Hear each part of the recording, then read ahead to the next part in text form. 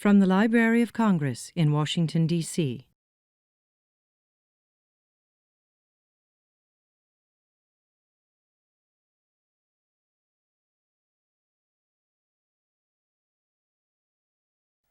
Welcome, I'm Steve Winnick, and we are here at the Library of Congress where I will be interviewing Connie Regan-Blake with my colleague Valda Morris.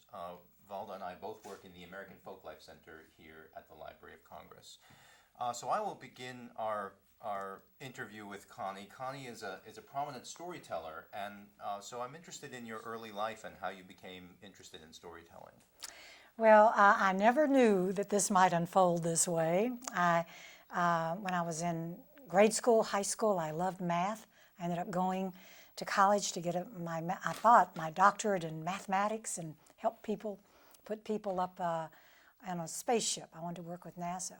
And things shifted, as they often do. I ended up getting a degree in political science, which some people say is a good background for storytelling.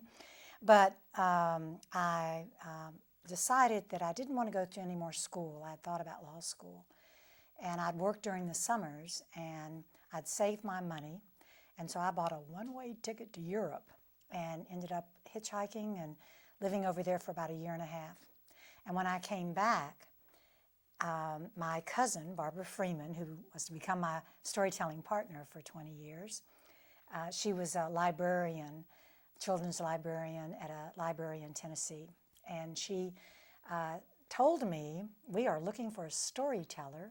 It was unheard of, really, to hire a full-time storyteller. That still is kind of today, but that's what they were looking for. They'd gotten a federal grant to take the library out to daycare centers, which in 1971 was also brand new. That was a new thing coming into the world. And so they hired me to tell stories to all 3, 4, and 5-year-olds. And that was the very beginning. I was at the library for 4 years, loving it, but then decided that what I really wanted to do was to travel with the storytelling. And that's when Barbara and I quit our jobs and got a pickup truck and headed out. So, you bought a pickup truck. That's right. That's interesting. Why a pickup truck? Why not a car? Well, we put I used to call it a camper, but someone said, it's not a camper, it's tiny, it's a topper. So that's what we actually lived out of for 3 years. So how was it on the road? It was amazing. I look back on it now, and a lot of people will say when they've heard this story, or during those days even, they would say, boy, you sure are putting in your time, or you're, as if it was a big hardship. But I'll tell you, everywhere we went, people opened up their hearts and their homes. They ended up inviting us on stage, and it was a marvelous adventure. And there were certain times when, it was pouring down rain, and we had to get out to make a phone call to see if that nursery school, to make sure we had the right address to go there the next morning to tell stories, or to the local college to teach a workshop. So there were some of those moments. But we actually devised a system called business weeks. And so we would each take a week, and that meant if it was raining and it was your week, you had to get out. You had to make sure that truck was locked. But in general, the experience of being on the road then and meeting people in the folk world and in the library world and just in the world in general, people just welcomed us. And how long were you on the road for? 3 years.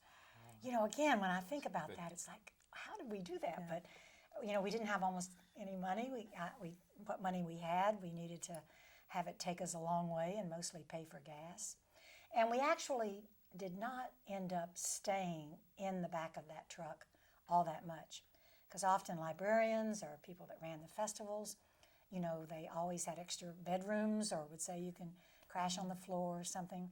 But we always had that as a backup. Mm-hmm. So it wasn't like every time we were traveling, it was like, well, because we never could have afforded hotels and things. Mm-hmm. And so it was great having the truck for that reason, especially.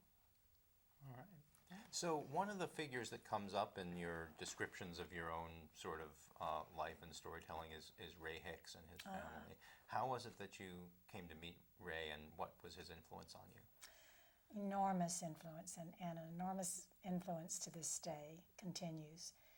I met him at the very first National Storytelling Festival, and a friend had told me about that festival, and I wrote the person that was Jimmy Neal Smith, who was to become the director and leader of the first organization. And I wrote him and said, I'm a storyteller, and I live in Chattanooga, down the road from Jonesboro. And he wrote me a letter and said, come on up, we'll put you on the stage. So I told Barbara, I said, we got to go up there. And so we went to this festival on Sunday afternoon, and I remember the moment that they introduced Ray. And he walked up on stage, all 6 feet 7 inches tall, and he had on those bib overalls. He always had one Gallister open, had a can of Prince Albert tobacco. He would roll his cigarettes, and had a harmonica in there. And as soon as he was finished, he transported all of us that day into another world. And when the storytelling was finished, Barbara and I went up to meet Ray and his wife Rosa, and we walked around downtown Jonesboro. And he told us Wicked John and the Devil. We asked him lots of questions, and that began this long friendship. Actually, Rosa, and later years, because I was really, we were like family until each of them passed away, and that was in the 2000s. So I got a good chunk of time with them, and I remember Rosa telling me, she said that she had fallen in love with me that day as we walked around Jonesboro. And so then we found out, I found out where they lived, and every chance I got, both with Barbara and just on my own. And then after Folktellers came to a close in '95, I kept up a real relationship with them. And I felt like there's so much to say about Ray, but to try to put it into a sentence or two, he did open a lot of windows for me and showed me a path to storytelling that really is of the heart and of the whole body. He was one of the most present storytellers I've ever encountered. And I feel like that's just one of the many gifts that he gave me, because that's something I really aim for too. It's not this memorized text, or it's not, oh yeah, I'm going to tell that story again, or it's right there. It's brand new. For him, you could just see it unfolding in that moment. So it was, I'm so glad my life has been enriched in so many ways because of the Hicks family. Mm-hmm. Okay. So obviously Ray has had a lasting impression on you. Do you have any other mentors or any other traditional storytellers that would play a role that Ray did? Not anything quite on that same place. There certainly have been people that have influenced me in wonderful ways. Catherine Wyndham, who was not really telling stories exactly then, but had been a journalist, came from that background, and she and I became dear friends, and she had a directness about her. It's not that she's a Southerner. She was a Southerner. She was born and raised in Selma, and so she had that sweet tea-ness about her, but also this directness that she would just cut through things. So I feel like she taught me a lot in that area too.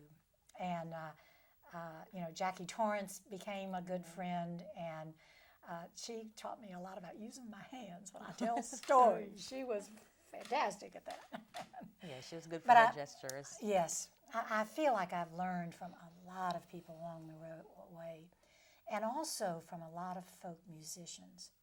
Because when we first started telling, when Barbara and I were traveling in that little truck, there was only 2 festivals, storytelling festivals in the United States. And so we were mostly being invited onto the stages at folk music festivals. And there were so many people that went to bat for us. Because back then it wasn't just sending a text to them. It was sitting down and writing a letter, making a long-distance call to the Winnipeg Folk Festival, or out to Vancouver, out to San Diego or something. It took a lot more effort. And everywhere we went, as we met people and people heard us, they really, said to other people, you got to hire these 2. You got to put them on main stage. And because I think then, if any, we didn't really know anyone telling stories, but except Marshall Dodge. Now he was another Yes, he was very good. influence. Oh gosh, and we all fell in love, with each other. It was just amazing. What an extraordinary, unusual man he was. But he was the only, and he called himself a humorist. But he was the only one that was kind of on that folk circuit. But a lot of people at that time, it really took a couple of decades before this shifted. When people heard the word storytellers and storytelling, they immediately went to children, thinking that it was only for children. It certainly is for children, but I think all of the people that helped us in so many ways, they're the ones that told the festival folks, you got to put them on main stage because this is for adults. This is for everyone, but it's for adults. Don't just put them in the children's tent. Put them there too, but put them, and I think that was a huge gift because it could have turned out very differently. It could have still been a great ride, but I think it would have turned out very differently. All right, well, you mentioned before the National Storytelling Festival and your first experience there. Could you expand on that and how that was important in your early career? When I'd written Jimmy Neal, and I actually in the archives have a copy of the letter he wrote me back in 1973 and saying, yeah, come on up, and if we have time, we'll put you on. So on that Sunday afternoon, after Ray had told stories, some politicians had gotten up, and there was some music. They asked if anyone wanted to tell a story, and I raised my hand and went right up and told one. And then I'd been involved in the Cosby Folk Festival. It's actually where I met John McCutcheon in '72, I think it was. But I'd been involved there and had told some stories there as well. And through this wonderful confluence of events, I ended up back in Jonesboro because I met an amazing woman, a grande dame of Jonesboro, Carolyn Moore, and I went up to visit her. And it was about a month before the second Storytelling Festival. And when I pulled up into her driveway, she had a dramatic flair about her. And she didn't even let me get inside. She just said, Connie, come with me. And I got into the car, and she drove me down to Jimmy Neal Smith's office. And she opened the door to the kitchen of the restaurant that he was running at the time, the Parsons Table. She opened the door and said, Jimmy Neal, here she is. And she closed the door. And I wasn't quite sure what that meant. But come to find out, she must have called him or something, but he then said, will you come and be a storyteller at the second National? So that was in a month. I said I'd be delighted to, and I was. And then at the third, I think the third, by then, Barbara and I had quit our jobs, and we were featured. And I actually, you might already know this, but I actually have what I'm so proud of, the distinct honor of being the only person, the only storyteller to be on stage at all 45 festivals so far. Wow. So I have been on stage either as a featured teller or as an MC every single year. And I'm going back this year as a featured teller. All right, So congratulations. I have quite a history there, yeah. That's quite an accomplishment. Okay. So you have been involved in the national storytelling scene, or what we call the National Storytelling Revival. How did you see the scene growing and changing over time? Well, in those early days, as Jimmy Neal used to say, he ran the fort there in Jonesboro. And Barbara and I think I was never on stage at all these festivals, music events and coffee houses and things like that, without telling people about that festival. And in some ways, it grew in this wonderful way because if there had been 3,000 people the second year, it might have fallen apart because they couldn't have handled it. But it was 150, and then it went up to 400, and then it kept growing to today to where there's about 10,000 people or something. But it's changed a lot, this net of storytellers that goes out across the United States and across the world now. It brings in lots of different people. In the United States, a real shift happened in the 1980s where people started telling a lot of personal experience stories. Before then, it was all traditional. You would maybe tell a little bit about, I might tell about Ray and how I got this story, but your stories were all the traditional stories, those ones that have been around hundreds or thousands of years. And in the late 80s, that started shifting.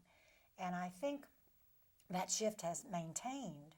And now there's a lot of people telling funny stories on stage about themselves or their childhood.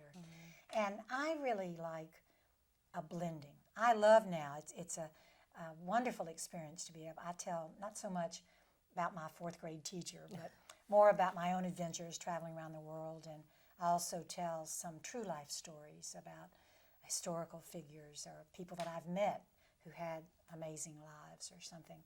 So I don't tell all traditional, but I really like the interweaving. And I think we're missing something by a lot of people turning away from traditional. And one thing that we're missing is introducing our listeners to these traditional stories. Because, they might have that same idea that we used to have about, storytelling's only for kids. They might have that idea, traditional stories are a little boring, or who would want to really tell those? But if they could see some of their favorite storytellers and see more of them, or go to an event and in an evening hear at least half traditional stories, I think it could really change things, not only for storytellers coming up and what they're doing, but there's something about the old stories. There's a reason they've been told for these hundreds, sometimes thousands of years. It resonates in us. There's something in our DNA that wants to hear those and then often wants to tell them. And if we turn away from that, I think we're losing a richness as human beings. Yeah, I know what you mean. It's you definitely have observed something there in that shift to personal stories, which I think nowadays for a lot of people that's what storytelling means. They and think you see that's that what it in is. The Moth and all of those radio programs and that kind of thing. I remember a poignant letter that I got during some of this shift, and it was from a seventh grade teacher, and it was after the National Storytelling Festival. This was maybe in the 1990s. And she said, I used to always be able to come back after a weekend in Jonesboro and tell the stories to my students. Now I can't tell them because they're about somebody else's experience when they went swimming. Right. It's the other thing, though, I'll mention, and I'm heartened by this, is that this is only in the United States. In Ireland, I was at a festival last year at this time, actually, the Cape Clear Festival. It's almost all traditional stories. And you go down to New Zealand or Australia, you're hearing traditional stories, and other places all around the world. So it seems that America's the one that's gone more on this path. And I love that people are listening to the Moth, having story slams, but I would just want that room, to invite the old stories up there with us too. Right.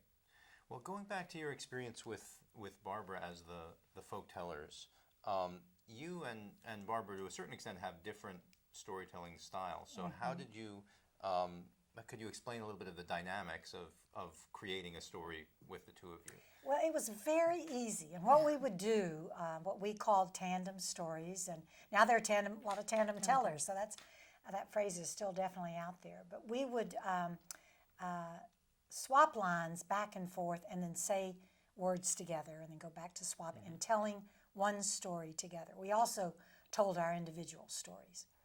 So an evening would include all of that. But in these tandem stories, sometimes people would say, I bet you really have to practice those and your timing is so precise. But we likened it more to family gospel singers. Their voices just kind of go right in and there's almost this intuitive sense. So we would, work out a story. Sometimes when we were driving around those first 3 years, we'd decide who would say what and, and kind of work on things. But it was not this laborious, we got to figure this out. It just was, it was kind of there. It was clear and we would just go right into it and our voices click in. I think because we're related, we're first cousins, that might be part of it. And so that's not any kind of an effort, which is lovely. Neat. So you had a play which ran for a couple of years. Well, Yes. can you please tell us about that play? Oh boy, it was great. The impetus for the play, I had gotten married to my dear sweet husband Phil, and I wanted to stay in Asheville more. I didn't want to be traveling quite as much. And Barbara was up for hanging around more too. And so we wrote this play. We thought first that we didn't never thought about it being a play. We thought it would be an evening of our stories, but more polished and deciding ahead of time which stories we would tell and how they would unfold for the evening. And so we asked a dear friend, John Basinger, to come and help us put that together. And it was in the summertime, and he brought his daughter, Savannah Basinger. And what ended up unfolding out of that was this play about our great Aunt Jenny. It's part fictional, part our own biography. And then we interwove all the stories that we wanted to. We co-wrote it, the four of us, and we called it Mountain Sweet Talk. And it ran for 7 seasons in Asheville, over 300 performances. And it actually, I love these little titles and such, but it actually is still Asheville's longest running theatrical production. But, and my husband Phil he would do sound and lights. We had other friends. We would hire people to help on that. And his mom, my mother-in-law, worked the door. She would take tickets. And it was a very different experience for us to be on stage doing the same words almost every night, and knowing that a light cue or a sound cue for a fiddle to come in depended on a particular word, of a saying or a phrase or something. So that was a different experience, but we really both got into it. We both really enjoyed it. It kind of got right inside of us, and it was lovely being at home that much and not traveling. So you performed it during the summertime? Yes, in the fall. So Asheville's a big tourist place. The theater was at the Folk Arts Center, which is right on the Blue Ridge Parkway. And we got a lot of folks from out of town. We also got a lot of repeat visitors that would come and hear it. And we started keeping a list of frequent buyers, we called it, and we gave them a little discount. And we had some people that saw it 23 times. That was the most. Wow. And they would plan their family reunions when so they would call us like in April or March and say, now, what are the dates for this summer and fall? And then they would plan events or have guests come in. So we had a grand reception there in North Carolina for it. Wow, that's great. So eventually, you and Barbara parted ways. The Folktellers Yes. stopped being an act per se. How did that come about, and was that just organic?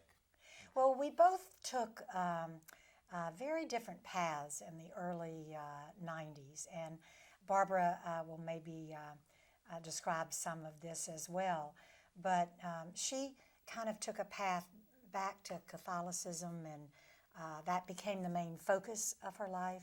And as she would self-describe as a pretty out there on the edge, especially from my perspective. And so even as far as some of the stories that she wanted to tell, and whether to continue telling some of the stories that we were already telling, she was feeling maybe not so much this one because it has that mention in it. So that was part of it, and we just got on such different tracks that, and it was a hard decision. Mm-hmm. I had only been on stage, except for an MC, as being an MC, I think I had only been on stage telling stories once or twice in 20 years without her. And I remember thinking, when do you drink water? How do you do this one after another, So it was a real emotional, and it was a hard decision to come to. But I was very grateful that I had a clarity, that we were on different paths. And so one of my images was that we were both opening doors for each other to go on a solo journey. And that's what we've done. And it has, I'm hoping Barbara will say the same thing, but she's the one that brought me into storytelling, and I am so grateful for my life unfolding in that way, and I look to Barbara with all the gratitude for that. But the next 23 years now have unfolded in amazing ways that I am so grateful that I made that shift and made that decision. Well, tonight's program is going to have you guys back on the stage again. So tell me what it is like preparing for this concert tonight. Well, we did a concert one other time at the National Festival. I think it's been about maybe 10 years ago. And I was featured there that year, and I asked, would y'all be up for a Folkteller performance? And Barbara was up for it. The people at the festival were too. And that time and this time, so these will be the only two times. That was once, and this is only the second time. And we do some things at family reunions, but not on stage behind mics. But the same has happened this time that did when we were preparing for that.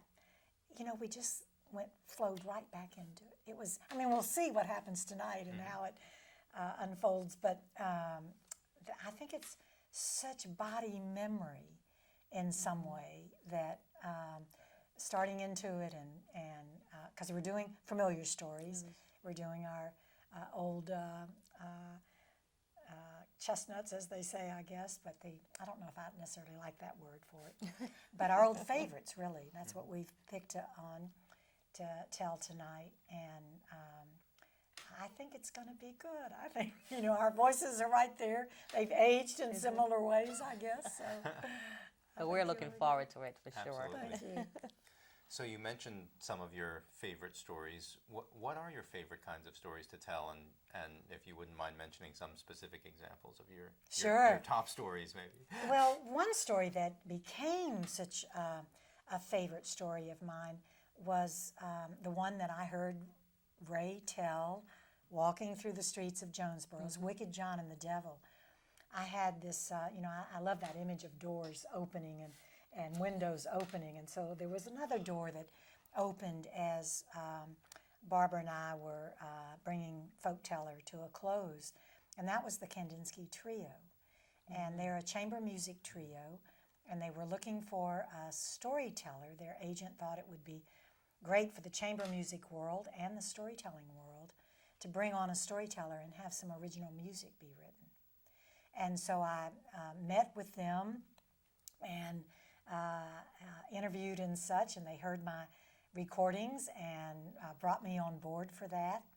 And we picked a version that I came up with Ray's help. It was very similar to his version, but Ray helped me a lot on it and inspired me in ways, not helped maybe in ways that we would think helping on a story, but we can get into that if you'd like. But we called it the Cantankerous Blacksmith. It was a version of Wicked John and the Devil. And the intention was that the four of us tell it all on stage together. So it wasn't music, and some storytelling for interest. Or it wasn't vocal with this music as background. The four of us were telling it. So sometimes the cellist was telling it, sometimes I was, sometimes all four of us. And Mike Reed is the person that wrote the original music for it.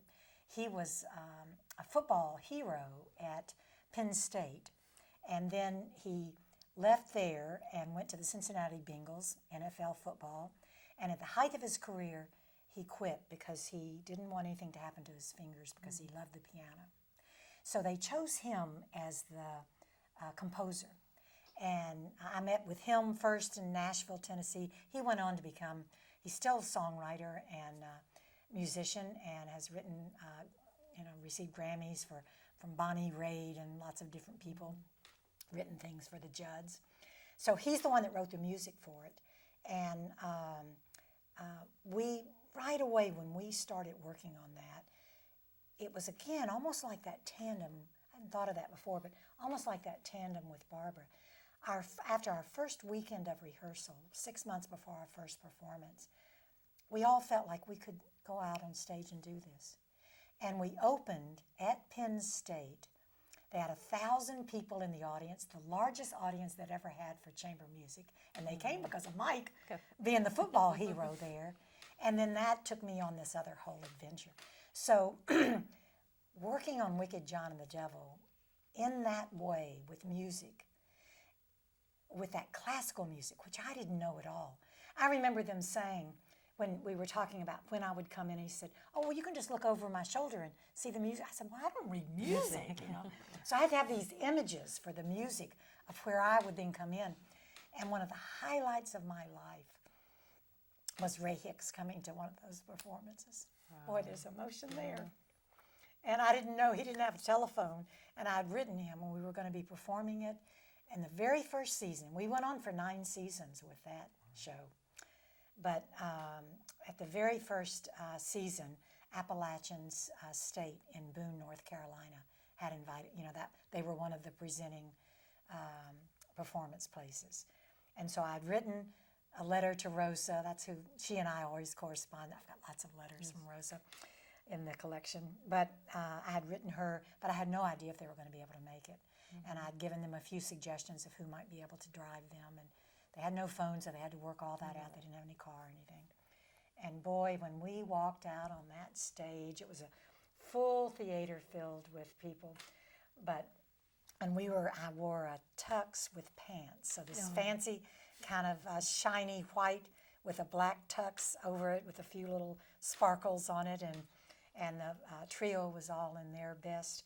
The 4 of us walked out, and I saw Ray in that second row, and it was quite an experience. And he listened to that story with an open heart. There was about 8 of them that were there, and he just would laugh and slap his leg, and it was just to bring that back right now, to see how open he was to new experience, to hear this traditional story that he had known since he was 5 years old, being told with a chamber music trio and a violin and piano and cello.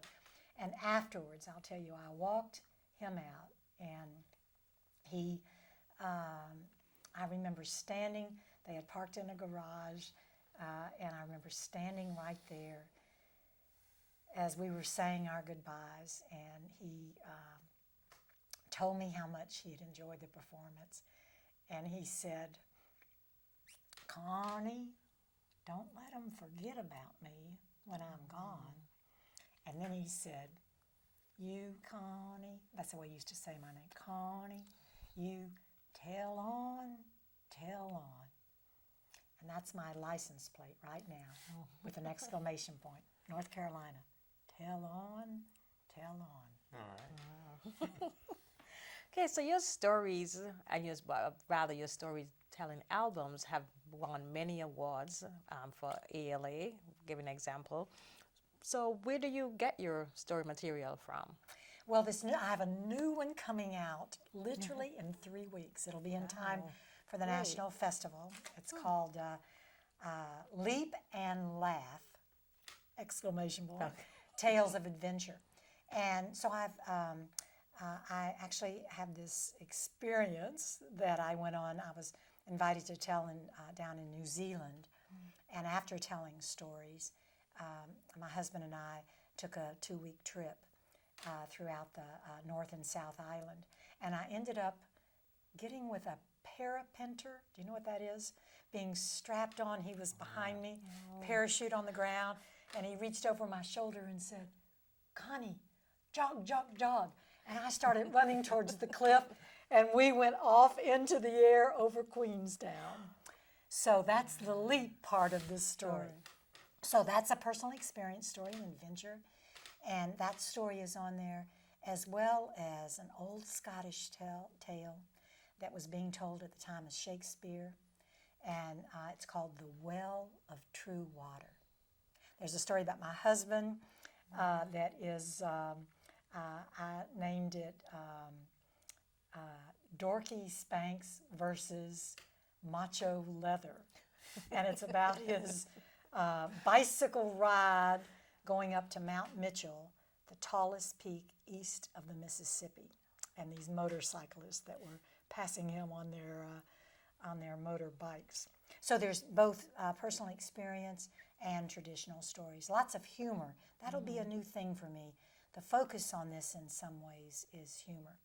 So that CD is coming out with a digital download. That'll be my first CD to actually have a digital download included, which is kind of cool. And then I have some general stories. I have some stories about Ray that's on my Dive Into Stories CD, solo CD. So once you've come up with the story or found a story, how do you craft it into a performance? So this has evolved over the years, and what happens now, and probably the last 10 or 15 years, I have this idea about a story, and they come to me in different ways. One story, I was reading a newspaper article. I was heading down to visit my parents in Jacksonville, Florida, and I read a newspaper article about a woman who was now living in St. Augustine, Florida, who had been a spy back during World War II. She was English. At 17, had learned how to fly, and she helped get people out of Dunkirk. And this extraordinary story, I went down and interviewed her. I called her, interviewed her in St. Augustine, and for whatever reason, that story got put on a back burner until 2 years ago. So that's one that I'm now telling at the National Festival. So some stories are like that, so they're more historical or true life events. Some are about myself. But when I'm working on them, sometimes there's just a nugget. And I have a group of friends, other storytellers, Jay O'Callahan, Beth Horner, Milbury Birch, that we work on Skype. We get together sometimes in person. We also work on Skype. And we have devised this method. I'll tell you just briefly about the Blue Lakers. I don't know if you know about those people yet, but they are a group of national storytellers, and we started meeting over 30 years ago, and we spend a week with each other. We spend a week with each other every year for 30 years.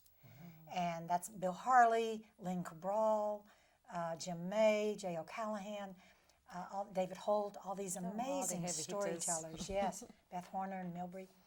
And so we developed this whole way of working on stories. And then each of us kind of tweaked it to our own versions. But what my version is now is I'll maybe be working with Jay or Beth on Skype, or in person is even better, but Skype works. And I have lined up, you could look at my calendar now and see the times coming up in the next month and a half that I'm going to be working with them. And it might be that this particular afternoon we are each taking 45 minutes. We always have our timer, and so I take, say, the first 45 minutes. And it might be I'm working on a kernel. All I have is, boy, this amazing thing happened to Phil on this bike ride going up to Mount Mitchell. So I'm just talking about it, and I record myself. Nowadays, the last however many years, it's on my phone, a voice memo. And I record even as I'm thinking out loud about it. So this is just literally I don't know what this might happen or what, it might. And then when I finish, though, because I've been telling, I can sometimes make it sound like a story right away. It comes to a close. The very first thing in my system of this way of working on stories is I give myself an appreciation. What did I like about that? Oh, I really liked it when I talked about him putting on that helmet that's dorky and that little tiny rearview mirror like a dentist would have in your mouth. And so I really like that. So, and then whoever I'm working with, they tell me what they liked. And then we go back to any tweaks. What can make it better? I think I'll investigate about a motorcycle. How is it that they end up, and what would they be wearing? I guess if Phil's on the ground looking up, trying to get his feet unclipped from those bike clips on this bicycle, and this guy's backing up, he might look like he weighs 350 pounds. So I might say some of that out loud, and then that is all on that tape as I'm working with Beth on it, say. And then she might have some suggestions. And then at some point, I go to text, so it's typed out. But I never think of it as a script. It's not, it's those words. Because each time with the telling, especially the next 8, 10, 20 times, and I'll be doing this tonight with one of the stories I'm telling, I'll have my phone on stage with me. I've got a little microphone. So I'm recording, and then I'll go back to that text, see if I like things better the way I actually did it as it, was happening on stage with the listeners. And that's been the biggest lesson for me on working on stories, is knowing that I need a listener. I can't go into an empty room and sit and go, okay. I go back to fourth grader, blank page in front of me. I don't have anything to say. But if somebody walks in the door, sometimes it's my assistant, I'm working on a story with, or more often it's some of these other storytellers. Great. Well, so we're going to talk a little bit about your collection, because one of the things that we're very excited about at the American Folklife Center is that we have a collection of your materials. So just give us an overview of what's in the collection that you gave to us. Gosh, Steve, when I look back, especially now that you know the story of us doing all this traveling, literally only having that little truck and not much storage space. My sister's place in Atlanta was a place we would drop things off. But I think of it as a little blessing or a little grace that I saved all these pieces of paper. And I would make copies before I sent letters out. So if we were writing different festivals, or because all of it mostly was done through writing and sitting and through the mail, I kept copies of all of that. And then as Barbara and I, we would do touring schedules. We would send out 3 months worth of schedules, and we would sit down and handwrite this. Eventually we had somebody working for us. I kept copies of all those. So I've got notes from my correspondence back and forth with Jimmy Neal, correspondence with Maurice Sendak and Ezra Jack Keats, two famous children's book authors, and Ashley Bryan, correspondence. I've kept all that correspondence. My mother kept all of my correspondence. So a lot of that talks about storytelling. A lot of it's personal and what's happening at home, but we mostly communicated by mail, and we would do general delivery. So we'd walk into Vermont at the post office and say, "Could I have my mail, please?" And they'd go back and find Connie and Barbara and bring it out, and we'd sit on the steps. They were at the Philadelphia main post office downstairs, downtown, that magnificent building. I remember going out on the steps outside and divvying up what's Folkteller, what's Connie, what's Barbara, and so I've saved all those letters. I've saved every program. I think I'm the only one that has a program from all 45 of the national storytelling festivals, and posters, and so that's what I've been sending. Plus, a lot of correspondence. I've always enjoyed the calendars that we kept. Weren't just here we'd do this. I'd often put a little reflection. Not exactly diaries. There's a few diaries, but not so much of that. But a few moments of or how that was, or maybe a little drawing or something. So I've saved all of that. All of the stuff with the Kandinsky Trio, I saved long before knowing that this was even a possibility. So I'm thrilled, and I've got a lot more to send. Yes, I'm hoping to do some more soon, and then you guys will get all of it once I die. So Great. So if somebody was coming here to the library to look at your collection, what would you tell them is to look for? Gosh, well, there's going to be a lot of photos of the Hicks family. That jumps in my mind. And something that I kind of thought of, I've kept a copy of every single promotional piece of material that we had as the Folktellers all the way through my solo career. And I actually thought about that at one point, that might be cool for someone that is an artist or a designer to go back and just see what is that sheet of paper that was mimeographed with a photograph and a few quotes at the bottom that Bill Domler up in Hartford, Connecticut helped us put together. In addition to running that festival up there in the coffee house, he ran a copy company, a little shop. So he was literally the one. He got Sandy Payton, who had Folk Legacy Records, to give us a quote because he had heard us tell stories. And what would that be like for a designer to come in and see that first page up to my business cards now that have that, soft feeling and rounded edges, and to see that whole progression. So that's just one tiny way, and certainly storytellers. That's what I'm hoping, that people will be inspired to tell their own stories, traditional and personal, and not only necessarily thinking of it on stage, but how can they do that with their family? How can they do that in their community? All right, well, we've reached the point where we say thank you, but we also ask whether there's anything that you would like to add, that you want to add for the record in this interview. I would really like to thank Todd for being the one that pursued this with me to do this collection. I called him up because I came upon old cassettes of some of the people from the folk music world, Red Clay Ramblers, some of the performers back, because I was there with my little cassette recorder, recording people back in the early days, as well as Ray and such. But a lot of musicians. I wanted to keep the storytelling ones, but I thought, Todd might want these. And I called him, and that's when this started unfolding. So I'd really like to thank him. And thank you guys. You got good questions. Well, thank you. My memory's rolling. I should clarify that Connie's talking about Todd Harvey, who is our acquisitions coordinator at the American Folklife Center. And this is where you can find this wonderful collection of material relating to storytelling and to the career of Connie Regan-Blake. So thank you very much on behalf of myself and Valda Morris and the American Folklife Center. And thank anyone who's listening to this. I hope that you will tell stories. Tell on, tell on. Exactly. So, do you want to ask?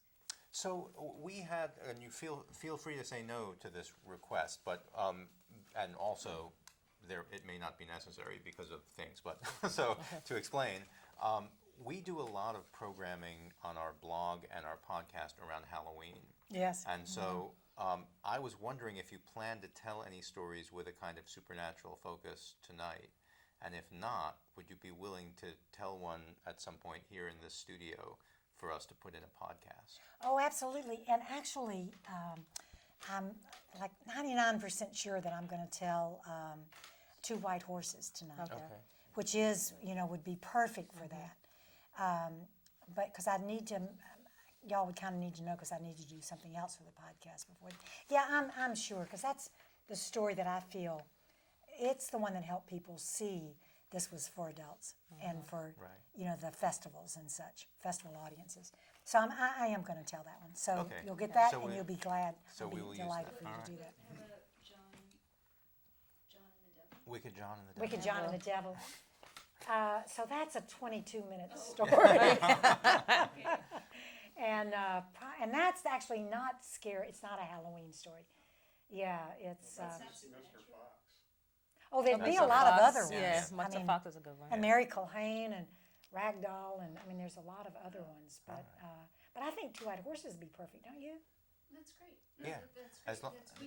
As long as there's something we would love. It definitely has that theme All for it. right. And stuff. Halloween is very, very special. Yeah. Well, Is that we started our blog at Halloween just by coincidence, really, but it's become this kind of thing now in Yes. the folk life, et cetera. Well, so the blog, do you have, is it video? Is it only video? It's mostly, so the only way we can put video on the blog is if it's already online at the library website. Yes. So, for example, I can blog this webcast once it goes online, Yes. and we will. But otherwise, it's mostly what we can put up is audio. So I'll give you one of my CDs. So Oh, I've yeah. got the Chilling Ghost That Stories would be- with me. that would be And those have, fantastic. that's all, and you can play As long as you're okay with our putting Oh, one of those absolutely. online, yeah. Yeah. And if you let me know about it, I'll do social media All right. to let you know when that's coming up in We'll do that. October. Awesome. That's awesome. Yeah. Thanks, Connie. This has been a presentation of the Library of Congress. Visit us at loc.gov.